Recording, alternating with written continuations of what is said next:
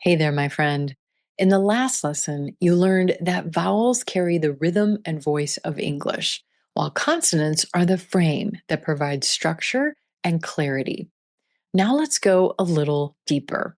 To really understand consonants, we need to consider three key questions that define every consonant sound. First, where is the sound made? Do I use my lips at the front of my mouth? Does my tongue move toward the back? Is the sound made in my throat? Try this with me. Say p, p, p, as in paper clip. Notice how your lips come together to make this sound. P, p, p. Now try t, t, t, as in tiny teapot. Feel how the tip of your tongue taps behind your top front teeth. T, t, t.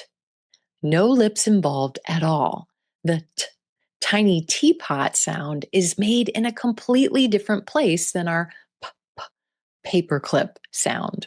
Second question, how does the air flow? Some consonants stop the airflow completely, while others allow it to flow continuously. Try this. Say b, b, b, as in baby bib. Notice how the lips come together and block the air completely before releasing the sound. Ba, ba, ba. Now try s, as in silly face. This sound is continuous with steady airflow.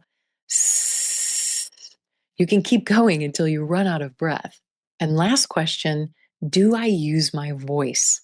Some sounds use voicing, meaning your vocal cords vibrate.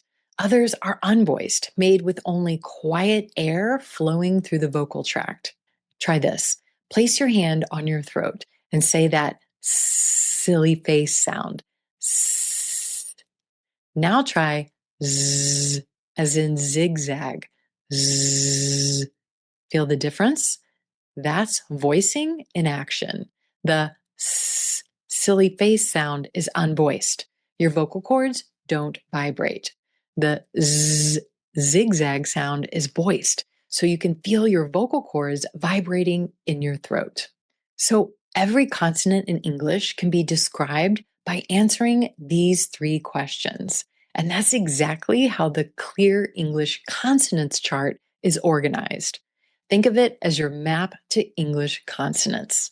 Across the top, you'll see place of articulation, or where the sound is made, from the front of the mouth to the back and throat. Manner of articulation, or airflow, is shown with shapes. A stop sign for sounds where the airflow stops, and a green arrow for sounds where airflow is continuous. Finally, voicing is shown by shading. Solid icons for voiced sounds, and outlined icons for voiceless. So the chart shows you not just what the sounds are, but how they relate to each other. Before we move on, let's do a quick check. Look at the chart and ask yourself, are there more stop or continuous consonant sounds in English? Which do you think are more common, voiced or voiceless consonants? Here's the good news. You don't need to memorize all these terms. The chart is simply a tool to help you organize the sounds in your mind and in your practice.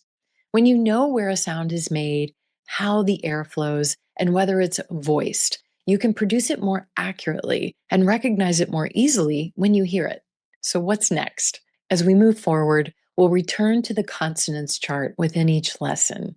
Each time, you'll see how a new sound fits into the bigger picture, and you'll practice it in context so it becomes natural in your everyday speech. Ready to begin training some of those tricky consonant sounds? Fabulous. I'll see you in the next lesson.